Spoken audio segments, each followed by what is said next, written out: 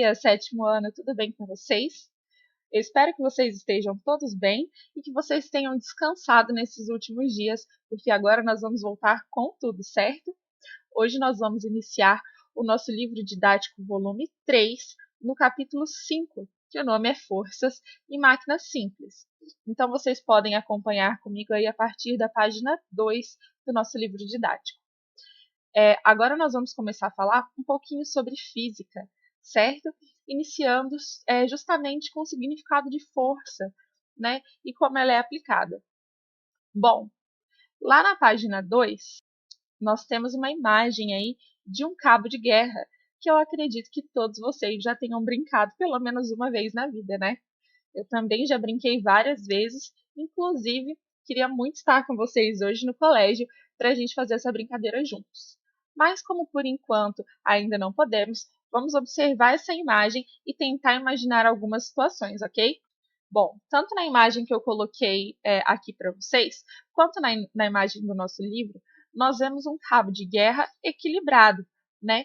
Com pessoas aproximadamente aí do mesmo tamanho, e também com o mesmo número de pessoas de cada lado. Como essas pessoas, essas crianças, são do mesmo tamanho e têm a mesma quantidade nos dois grupos, a gente pode interpretar como essa primeira pergunta do nosso livro didático, que fala assim: em um cabo de guerra, o que acontece se os dois grupos puxarem a corda com forças exatamente iguais? Será que essa corda vai se movimentar ora para um lado, ora para o outro? Ou será que ela vai ficar ali equilibrada, parada no meio? Reflitam aí comigo. Na segunda pergunta, traz algo um pouquinho diferente para a gente. Se um grupo estiver vencendo o cabo de guerra e mais um integrante for ajudar no outro grupo, equilibrando perfeitamente as forças, o que acontecerá com o cabo de guerra? Reflitam aí também.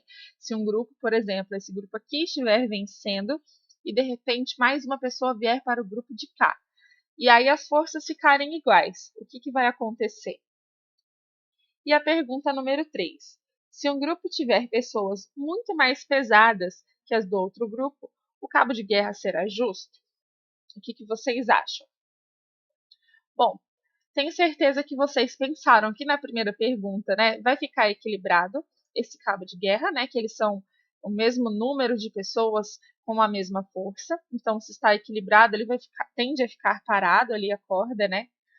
Se tiver algum desequilíbrio, pessoas muito mais pesadas ou muito maiores, né?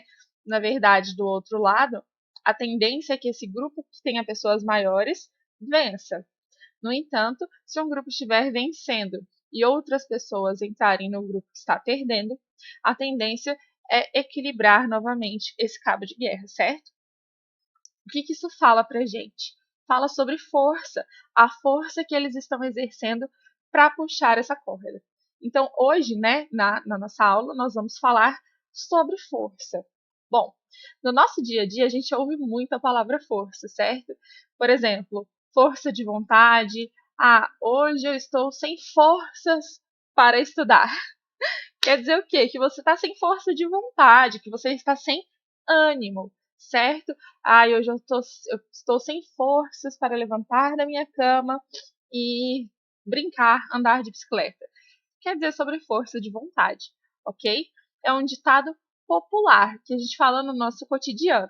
Também nós temos o costume de dizer que uma pessoa que faz muitos exercícios na academia é muito forte, ela tem muita força. Só que na ciência isso não acontece. Então, em ciências, a força vai ser o agente da dinâmica responsável por alterar o estado de repouso ou movimento de um corpo. Por quê?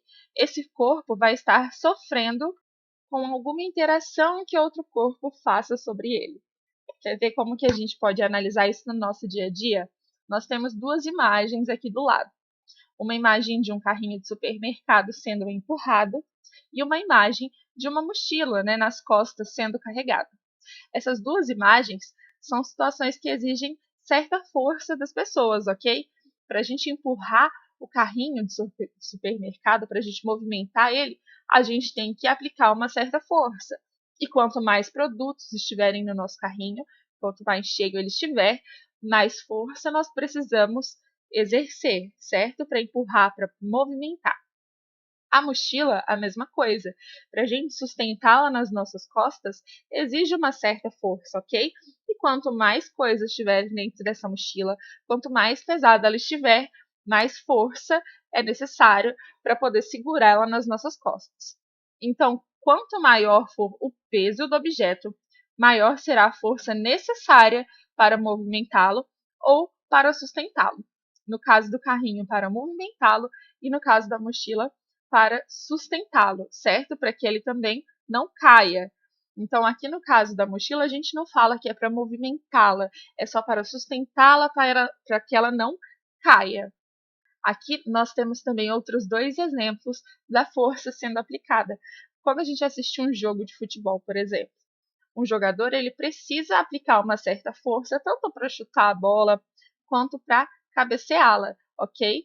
E numa academia as pessoas precisam exercer força para sustentar os objetos, para puxar, né, o peso, para empurrar o peso, levantar o peso e também para sustentá-lo. Então, ó, em que a gente pode aplicar essa força, né? Quais são as aplicações da força? Para empurrar, puxar, levantar, apertar, equilibrar, atrair ou repelir algo, ok? Repelir como afastar. Então, isso vai ocorrer apenas quando? Quando há pelo menos dois corpos envolvidos. Ó, empurrar algo, então você empurrando algo, você é um corpo, e esse algo que vai ser empurrado, outro corpo. Puxar algo, a mesma coisa, você está puxando outro corpo. Se vocês conseguem reparar, ó, que todas essas ações, além do seu corpo, você precisa estar em contato com outro corpo, seja um objeto, né, ou até mesmo uma outra pessoa, digamos assim. E quais são os efeitos, né, ou as consequências da aplicação dessa força? Alterar a velocidade ou acelerar, deformar um corpo. No caso da bola, como nós vemos, o jogador, quando ele cabeceia a bola, essa bola ela é temporariamente deformada. E quanto mais murcha essa bola estiver, mais deformada ela vai ficar. Então, mais força ele precisa aplicar, certo?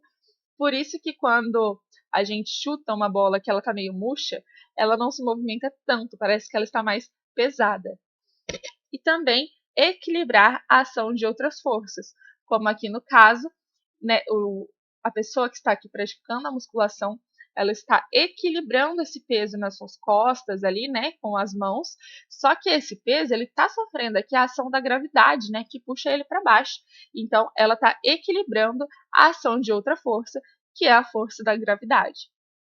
Então, na ciência, né, na física, nós vamos começar a usar alguns símbolos que vão ser aplicados justamente nos nossos cálculos, certo? Que é o que nós vamos ver aqui nessa imagem. Ao empurrar um objeto, a força pode ser percebida pelo movimento dele, né? O quanta força você está fazendo para ele se movimentar ali. E essa força, ela pode ser representada em uma ilustração, em um desenho, por uma flecha chamada vetor, como nós vemos aqui. Aqui nós temos uma adulta, né, empurrando um bloco, e aqui uma criança empurrando um bloco do mesmo tamanho, com o mesmo peso. Quando o tamanho dessa flecha indica o tanto de força que ela está fazendo, digamos assim. Então, quanto maior a flecha, quanto maior o vetor, quer dizer que ela está fazendo mais força. Aqui, ó, a criança, como ela tende a ter aplicar um pouco menos de força, a flecha é menor. Então, quanto maior a força aplicada de um corpo, maior será o tamanho do vetor, da flecha no caso. E o símbolo F, ele vai representar a força. Então, ó, F aqui, a força, é igual a esse tamanho do vetor. E aqui nós temos alguns tipos diferentes de forças. A primeira é a força-peso. Ela vai atuar na direção vertical, tá? Sob a atração da gravitação da Terra.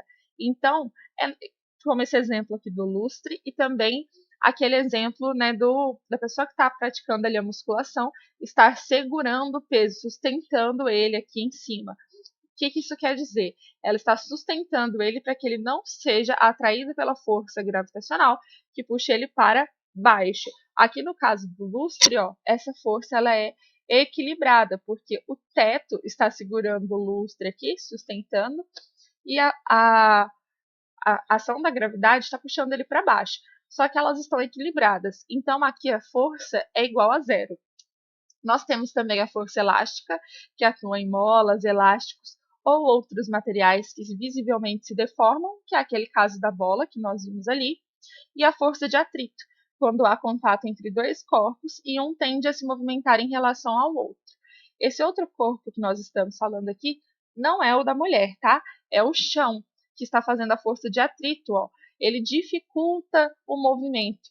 Então a mulher está empurrando a força, né, exercendo a força para empurrar o objeto nessa direção. Olha onde está indo a flechinha. Mas o chão está fazendo uma força contrária, né, dificultando o movimento, que é como se o chão tentasse manter o objeto empurrando para o lado oposto. E essa é a força de atrito. Bom, então hoje nós fizemos uma introdução e eu espero que vocês tenham entendido. Agora vocês vão fazer algumas atividades só para diferenciar esses tipos de força e quais são os efeitos que essas forças estão causando, ok? Qualquer dúvida, eu estou aqui para auxiliá-los. Um beijo e até a próxima aula!